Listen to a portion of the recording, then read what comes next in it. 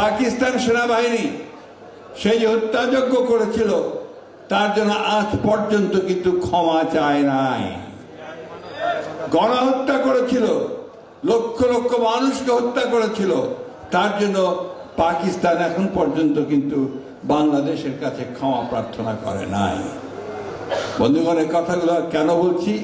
কারণ এখন পরিবেশ তৈরি হয়েছে, কিছু কিছু মানুষ, কিছু কিছু দল, কিছু কিছু গোষ্ঠী একটা বোঝানোর চেষ্টা করছেন যে ৭১ কোনো ঘটনাই ছিল না, এবং মুক্তিযুদ্ধের যে আন্দোলন, মুক্তিযুদ্ধের যে যুদ্ধ, লক্ষ লক্ষ মানুষের যে আত্মত্যাগ, ৯ মাস, দীর্ঘ ৯ মাস ধরে বাড়ি ঘর ছেড়ে কোটি কোটি মানুষ যে ভারতে আশ্রয় নিয়েছিল, বাড়িতে থাকতে পারত না, পালিয়ে পালিয়ে বেড়াতো, যুবকরা তখন কেউ বাইরে থাকতে পারত না, সেই অবস্থা যেন আমরা ভুলে যাচ্ছি, ভুলে যাওয়ার চেষ্টা করা হচ্ছে। বন্ধুগণ, যারা সেদিন সহযোগিতা করেছে, যারা সেদিন সে হত্যাযজ্ঞে সহযোগিতা করেছে, তারা এখন গলা ফুলিয়ে কথা বলে।